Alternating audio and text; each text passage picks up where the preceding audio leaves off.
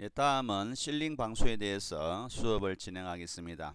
실링 방수는 건축물의 부재와 부재 접합 후 줄눈에 방수제를 충전하면 경화 후에 양 부재에 접착하여 수밀성, 기밀성을 확보하는 실링제를 이용하여 방수층을 형성하는 공법입니다. 실링 방수에서 시공을 할 수 없는 시공을 중지해야 할 경우는 강우나 강설 시에, 다음에 강우 강설 후에 피착지의 미건조, 그러니까 구조물이나 우리가 방수를 하고자 하는 부분에 건조가 다 안 되었을 때, 다음에 5도씨 이하의 낮은 기온, 다음에 30도씨 이상의 높은 기온, 다섯 번째 구성 부재의 표면 온도가 50도 이상 올라갔을 때, 다음에 85% 이상의 습도가 높은 경우에 대해서 시공을 할 수 없습니다. 그래서 실링 방수의 경우에는 다른 방수도 마찬가지지만 습도가 높거나 온도가 낮거나 높았을 때는 방수가 어렵다는 이야기입니다. 다음에 시공 순서로서는 재료나 시공기기의 확인, 피창면의 확인, 다음에 피창면의 청소, 백업제의 충전 및 본드 브레이커 발음, 다음에 마스킹 테이프의 발음, 프라이머 도포, 실링제의 조제, 건의 준비. 그는 이제 이 실링제를 뭡니까? 쏘는 총이라고 이야기하는데 나중에 설명할게요. 다음에 실링제의 충전, 다음에 주걱 마감, 다음에 마스킹 테이프의 벗겨냄, 청소, 양성의 순이 되겠습니다. 다음 페이지 514페이지에서는 앞에 나왔던 몇 가지 용어에 대해서 말씀을 드릴게요. 마스킹 테이프라고 하는 것은 시공 중에 바탕재의 오염 방지와 줄눈의 선을 깨끗하게 하기 위해서 사용하는 보호 테이프입니다. 특별한 것이 아니라 일반적으로 여러분들 알고 있는 테이프를 방수나 페인트에 쓰게 되면은 그 라인이 깨끗하게 정리가 되겠죠. 백업제라고 하는 것은 실링제의 줄눈 깊이를 소정의 위치로 유지하기 위하여 줄눈에 충전하는 성형 재료를 이야기하고, 본드 브레이크는 실링제를 접착시키지 않기 위해 줄눈 바닥에 붙이는 테이프의 형의 재료를 이야기합니다. 그래서 제일 중요한 건 마스킹 테이프 한번 봐주시고 나머지는 참고를 해주면 되겠습니다. 다음 3번 실링제의 역할입니다. 이 실링제라고 하는 것은 온도 변화에 의해서 부재의 신축을 흡수하거나 수평력에 의한 첨간 변이의 흡수, 방수제의 성능, 단열 및 참 성능을 가지고 있는 것이 되겠습니다. 여러분들이 가장 쉽게 볼 수 있는 것은 창문의 창문 틀과 유리 사이에 들어가 있는 고무 성분의 말랑말랑한 그것을 우리가 대표적으로 실링제를 할 수 있습니다. 종류로는 정형 실제, 성형 실제가 있고, 다음에 반대되는 부정형 실제가 있습니다. 정형 실제는 쉽게 표현하면 공장에서 만들어진 가공품이 될 것이고, 다음에 부정형 실제는 현장에서 만든다고 생각하면 쉬울 것 같아요. 비탄성형입니다. 버터라고 이야기하는데 탄성 보온력이 적고 샤시 접합 부에 사용이 되고, 종류로는 폴리 프로필렌계와 부틸 고무계가 있습니다. 다음에 탄성계는 가스켓입니다. 밑에 나오는 것처럼 공장에서 만들어진 것이 되겠는데, 밑에 모양에 따라서 H형, Y형, HC형, HF, 그 다음에 그레이징, 줄눈 가스켓 이렇게 나와 있습니다. 위에 다시 올라가 가지고 탄성형은 가스켓이란 것으로서 지퍼 가스켓, H형, Y형, HC형과 HF형, H형은 금속용, Y형은 콘크리트용, 다음에 세 번째 HC형과 HF형은 창문용에 사용이 되겠습니다. 그레이징 가스켓은 염화비닐, 다음에 클로로프렌 고무계 등이 일반적이며 주로 유리의 고정용으로 사용이 되겠습니다. 다음에 줄눈 가스켓은 성형 줄눈제로서 프리캐스트판, 그러니까 콘크리트판, PC판이라고 그러는데 PC판, 다음에 샤시 금속 패널 등의 기성 부재에서 줄눈 구성 부재 간에 후 시공된 성형 줄눈제로 사용이 되겠습니다. 그래서 어느 부위에 따라 가지고 어떤 것은 금속 재, 어떤 것은 콘크리트용으로, 어떤 것은 창호용으로, 또 어떤 것은 유리를 고정하기 위해서, 또 어떤 것은 그 성형 줄눈재로서 쓰인다는 이야기입니다. 지금 우리는 방수에 대한 것이니까 이렇게 모든 것이 방수도 같이 역할을 해주고 있다는 걸 알아주면 좋을 것 같아요. 다음에 부정형 쓰일재는 비탄성형 코킹제라 그러고, 다음에 탄성형 셀란트입니다. 코킹제는 수축률이 적고 접착성이 우수하며 내수성, 내산성, 내후성, 내알칼리성이 있습니다.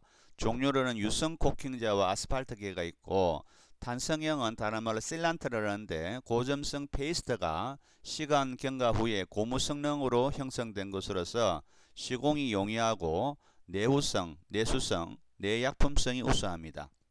고층 건물과 커트롤 공법의 창호 방수제로서 사용이 되고, 종류는 1액형과 2액형이 있는데 1액형은 현장에서 혼합할 필요 없이 그대로 사용할 수 있게 된 실링제로 내후성, 내구성, 유성 코킹제 2액형 실링제보다 우수하고요. 2액형은 전색제와 가수제를 사용할 때 혼합하여 사용하는 것으로서 온도 변화에 대해서 안정적이며 탄성적 탄력성이 있고, 내수성, 내약품성, 내유성, 밀착성 등이 우수합니다. 고온 다습에서는 경화가 촉진되고 저온 저습에서는 경화가 지연되는 성격을 가지고 있는데, 일회형 같은 경우에는 여러분들이 쉽게 표현하는, 우리가 흔히 마트에서도 쉽게 구입할 수 있는 그런 용도의 제품이 되겠습니다. 많이 사용되고 있습니다.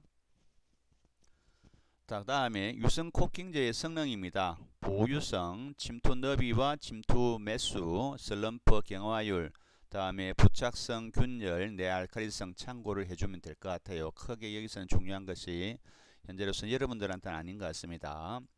4번은 좀 알아줘야 될 것 같습니다. 실링제의 요 성능입니다. 다양하게 지금 실링제의 종류가 나왔는데 여기에 꼭 필요한 성능은 접착성입니다. 쉽게 표현해서 이질 재료, 유리와 창문틀, 다음에 콘크리트 이러한 것들이 잘 붙어야 되겠습니다. 그래서 실링제의 체험 부분에 충분히 접착하는 것이 되어야 되겠고, 내구성입니다. 오래 사용이 되어야 되겠습니다. 외부의 영향, 외력이나 빛이나 열 등으로부터 변질되지 않게끔 오래 사용이 가능해야 되겠습니다. 다음 세 번째, 내오염성, 다른 말로 비오염성이라는데 주변 미관을 해치는 원인이 되지 않아야 되겠더라. 오래 사용함으로써 색깔이 변하거나 변색이 되거나 다음에 혐오스러운 그런 재료가 되지 않아야 되겠다는 뜻입니다. 그래서 실링제의 요 성능으로서는 접착성, 내구성, 내오염성 세 가지가 되겠습니다. 다음에 옥상 방수에 대해서 말씀을 드리겠습니다. 옥상 방수는 다른 말로 지붕 방수라고도 합니다. 아스팔트 방수, 시트 방수, 도막 방수, 시멘트 액체 방수 등의 방법을 사용하여서 건축물의 지붕에 방수하는 것이 되겠습니다. 다른 것하고 다르게 부위를 나누어서 옥상에 방수하는 것이 있고, 다음에 외벽 방수 두 가지를 크게 나누는데, 첫 번째 옥상 방수에 대해서 먼저 말씀을 드리겠습니다. 다음에 두 번째는 방금 이야기했던 것처럼 바깥벽 방수, 외벽 방수입니다. 그래서 두 번째가 되겠는데, 액체 방수나 아스팔트 방수로 하면 완전 방수될 수 있으나 시공이 어렵고 공사비가 고가이므로 보통은 외벽은 방수 모르타르를 씁니다. 그래서 모르타르에 방수제를 혼입하여서 같이 사용한다는 뜻입니다. 공법으로는 방수 모르타르 발음, 시멘트 액체 방수, 토막 방수, 아스팔트 방수 등이 있겠습니다. 자, 특히 외벽의 경우에는 만약에 조적조인 경우에 블록 벽체의 누수에 대해서 한번 살펴보면은, 조적 벽체는 일반적으로 행력, 바람이라든지 지진, 다음에 차량의 진동에 의해서 쉽게 균열이 가버리게 되겠습니다. 그러기에 대한 원인과 대책에 대해서 보도록 할게요. 자, 원인입니다. 습기가 혹은 누수가 되는 원인은 이질제와의 접합부의 불량입니다. 서로 다른 재료를 사용하는, 예를 들면 블록이나 그다음에 거기에 채워지는 창호의 재료는 다르겠죠. 블록은 우리가 흔히 말하는 콘크리트나 모르타르가의 성분이 될 것이고, 창호는 나무라든지 알루미늄, 철제 창호가 될 것입니다. 그와 같이 서로 다른 재료와의 접합부 분량, 두 번째, 사춘 모르타르의 충전 분량, 세 번째, 치장 줄론의 시공 분량, 네 번째, 물 흘림이나 물 끊기의 분량, 다섯 번째, 조적조 쌓기 완료 후에 비계장선 등의 구멍 메우기 불충분, 여섯 번째, 체양 등의 돌출부 위에 물이 괴는 부분에 접속되는 조적벽, 이와 같이 틈이 혹은 균열이 발생하기 쉬운 그러한 것들에 대해서 원인이 모두 되겠습니다. 이와 같은 것의 대책은 원인을 제거하는 것이 되겠습니다. 첫 번째, 구멍막이를 철저히 감시하고 빈틈없이 모르타르를 채워줘야 되겠고, 두 번째, 줄눈에서 사첨이 불충분할 수 있는 것은 그 시공을 더욱 면밀히 해야 되겠습니다. 세 번째, 체양 등의 돌출부 위에는 빗물이 급속히 빠지는 방법을 쓰고, 물 끊기는 깊이 파고 물 흘림 경사는 15도 이상을 해줘야 되겠다는 것. 그래서 기본적으로 원인에 대해서 원인을 없애면은 그것이 대책이 되겠습니다. 다음에 외부 백체에 대해서 직접 방수 처리, 외부 방수를 하는 방법입니다. 잠깐 나왔다시피 피막 도료 칠, 페인트, 방수 페인트를 칠하는 것이 1번이고, 두 번째 방수 모르타르를 바르는데, 방수 모르타르는 시멘트 액체 방수를 이야기하고요. 그 다음에 백체 외부에 타일이나 판돌 붙임을 해서 수밀지 붙임, 즉 물이 채워지지 않게끔 한 겹을 더 붙여버리는 것을 이야기합니다. 그래서 이렇게 세 가지 방수 페인트를 칠하거나, 다음에 방수 모르타르를 바르거나, 외벽에 타일이나 돌을 한 번 더 붙여주는 것, 이러한 것이 되겠고, 다음에 외부 벽체에 대한 간접 방수입니다. 위에는 직접 방수고, 간접 방수는 첫 번째는 이중벽, 벽을 공간에, 벽과 벽 사이에 공간이 생기게끔 하는 이중벽, 다른 말로 중공벽이라 그러고요. 두 번째, 드라이 에어리어를 설치하거나, 다음에 세 번째, 방섭층을 설치하는 것은 간접 방수 처리 방법입니다. 그래서 직접적으로 하는 방법과 간접적으로 하는 방법 두 가지가 있다는 것 참고해 주기 바랍니다. 다음에 세 번째는 지하실 방수입니다. 지하실 방수. 첫 번째는 옥상 방수, 외벽 방수, 세 번째가 지하실 방수입니다. 지하실 방수는 지하실을 중심으로 지하실 안쪽에 방수하는 것을 안방수, 다음에 지하실 바깥쪽에 방수하는 것을 바깥방수, 이렇게 이야기합니다. 안방수는 구조체가 완성된 후에 방수청의 실내에 설치하는 것으로 보호 누런과 보호 모르타르가 필요한 것이 되겠고, 두 번째, 수압이 적은 지하실에 사용할 수 있으며 시공이 간단합니다. 그래서 여기 나오는 것들, 보호 누런과 보호 모르타르가 필요하다는 것, 다음에 수압이 적은 지하실에 쓸 수 있다는 것, 시공이 간단하다는 것, 다음에 구조체는 수밀 콘크리트로 시공하고, 적용 공법은 시멘트 액체 방수, 시멘트 방수, 아스팔트 방수, 도막 방수 등이 있습니다. 3번, 4번은 일반적인 것이고, 여러분들 알아야 될 것은 안방수는 보호 누런과 보호 모르타르가 필요하고, 수압이 적은 지하실에서 사용하며 시공이 간단하다는 것까지 같이 알아주면 좋을 것 같습니다. 다음에 두 번째, 바깥 방수에서는 밑창 콘크리트 완료 후에 바닥 방수층과 보호층 시공을 하며, 다음에 U 구조체 콘크리트를 타설하고 벽돌 쌓기 등의 보호 누름을 시공한 후 대매우기 하여 완료하는 방법이 되겠습니다. 수압에 상관없이 사용할 수 있습니다. 그런데 위에 거 바깥 안방수와 비교해서 고가이고 시공이 상당한 난점이 있다는 것. 적용 공법은 시멘트 액체 방수, 시트 방수, 아스팔트 방수, 도막 방수 어떤 거를 써도 관계없습니다. 그래서 두 개 비교했을 때 이러한 차이점 알아둬야 되겠습니다. 그래서 세 번째는 이 두 가지 방수의 비교입니다.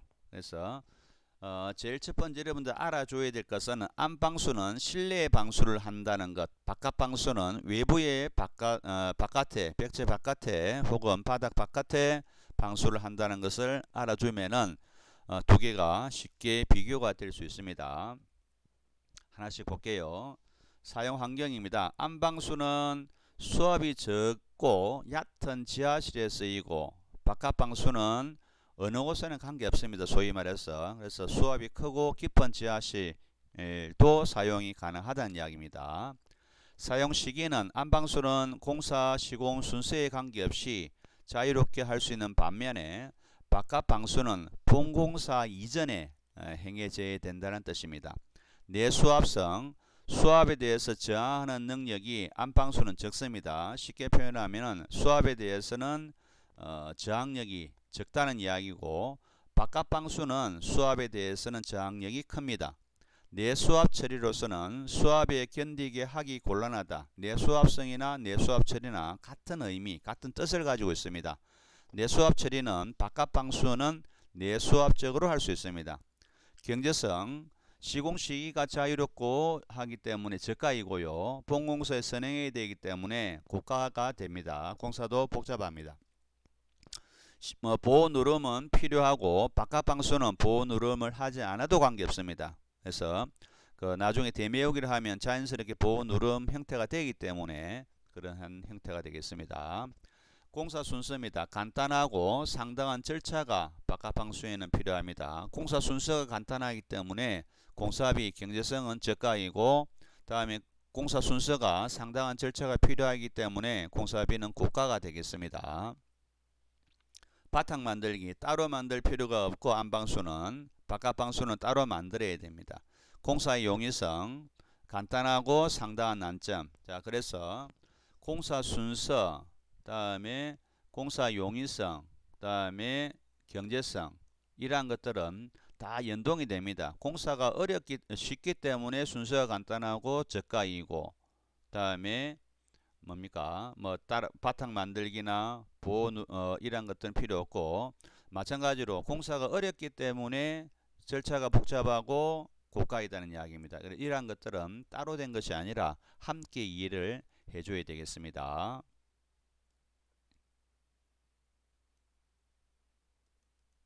잘못 넘어갔네요. 자, 그 다음에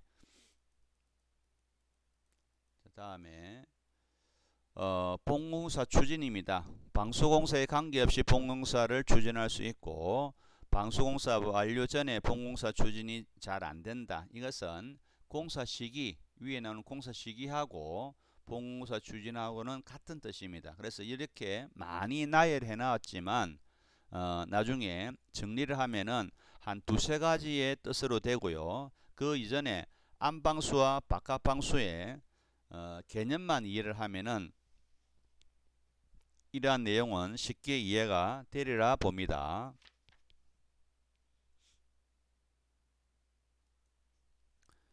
예, 다음은 28장 방수공사에 대한 문제를 풀어보도록 하겠습니다. 1번 합성 고분자계 시트 방수공사 중 합성 수직의 시트를 이용하여 전면 밀착하는 공법을 나타내는 기호는, 자, 시트는 S를 뜻하고요. 전면은 F를 뜻합니다. 그 다음에 합성 수직은 플라스틱이니까 PL입니다. 그래서 이와 같이 SPLF가 되겠습니다.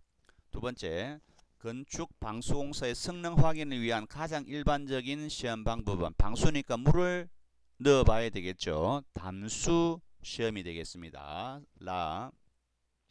세 번째, 다음의 방수법에서 아스팔트 방수공법은 어느 것에 속하는가? 아스팔트 방수는 오른쪽에 봅니다. 멤브레인 방수는 불투수성 피막을 형성하여 방수하는 공사를 총칭하며, 아스팔트 방수, 다음 시트 방수, 도막 방수, 일반적인 방수는 여기 다 들어갑니다. 그래서 피막 방수법, 우리나라 말로는 영어로는 멤브레인 방수가 되겠습니다. 네 번째, 건축공사의 방수 공법 중 신축성과 내수성이 우수하고 보호 누름이 필요하며 결함부의 발견이 매우 어려운 것은 아스팔트 방수가 되겠습니다. 아스팔트 방수는 외계에 대한 내열화성이 우수하고 방수 성능이 우수하나 보호 누름이 절대 필요하고 시공성이 나쁘며 결함부 발견이 눈에 잘 안 띄인다는 뜻입니다. 예를 들어서 시멘트 같은 경우에는 방수가 안 되면 균열이 갔다는 이야기고, 시트는 찢어졌다는 이야기고, 토막도 마찬가지로 균열이 갑니다. 이것은 나다라는 균열이 가거나 방수가 안 됐을 때는 바로 한눈에 알아볼 수 있는데, 가와 같이 아스팔트 방수는 잘 눈으로 잘 발견하기가 어렵다는 뜻입니다. 5번 아스팔트 방수 공사에 사용되는 아스팔트 양부 좋고 나쁨을 판정하는데 필요 없는 사항은 오른쪽에 봅니다. 아스팔트의 품질은 침입도, 연화점, 인화점, 가뭄비, 신도 등으로 결정하는데 마모드는 여기와 관계가 없습니다.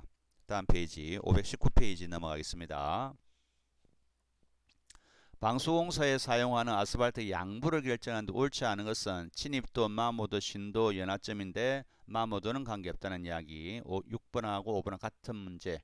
7번 아스팔트 품질 시험의 용어가 아닌 것은 비표면적 시험, 침입도, 가뭄비, 신도 및 연화점인데 비표면적 시험은 여기에 관계가 없습니다. 7번도 같은 문제.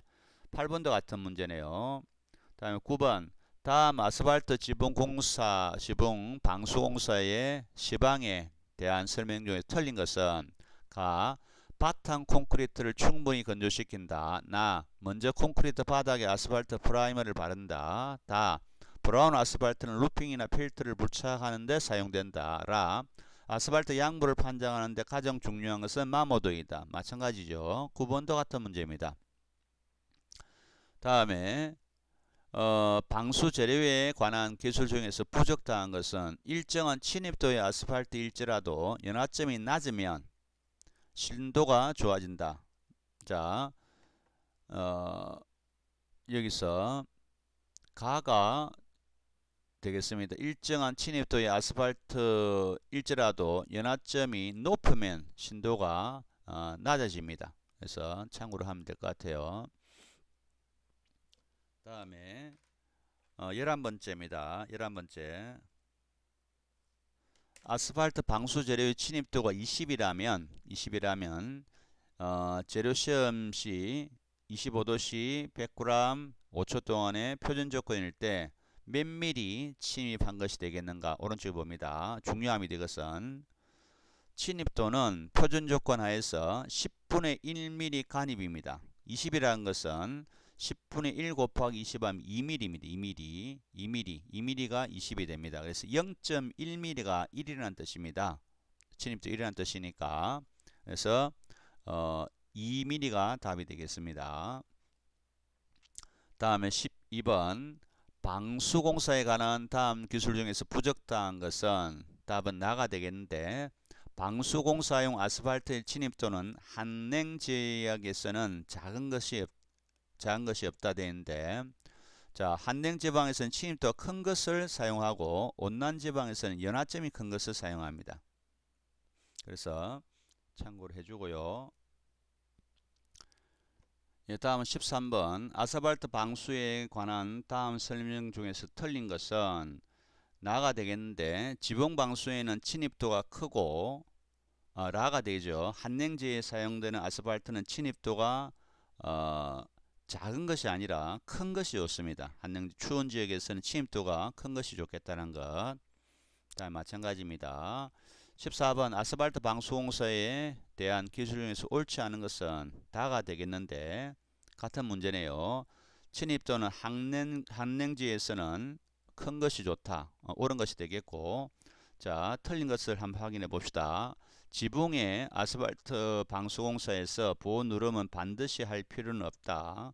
지붕에서는 절대 필요합니다. 아스팔트 방수는 어디든지 지붕이든 어디든지 보호 누름층이 절대 필요하다는 것. 다음에 지붕입니다. 지붕의 신축 줄론에서 평면부 콘크리트는 가로 세로 모두 4m 내외가 아니라 3m 내외입니다. 다음에 지하실 안방수에서 대한 시공은 밀착이 잘 되면 지하 수압에 견디게 된다.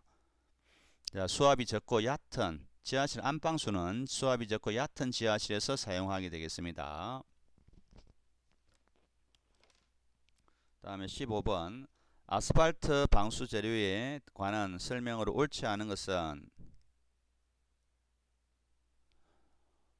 가 아스팔트 컴파운드는 브로운 아스팔트의 동식물성 유지나 광물질 분말을 혼입한 것이고 나 아스팔트 프라이머는 스트레이트 아스팔트를 용제로 녹인 것이 되는데 스트레이트 아스팔트가 아니라 브로운 아스팔트를 녹인 것입니다. 그래서 답은 나가 되겠습니다. 다음 넘어갈게요. 자, 문제는 여기까지, 3교시는 여기까지 하도록 하겠습니다. 다음 시간에 이어서 하도록 하겠습니다. 수고했습니다.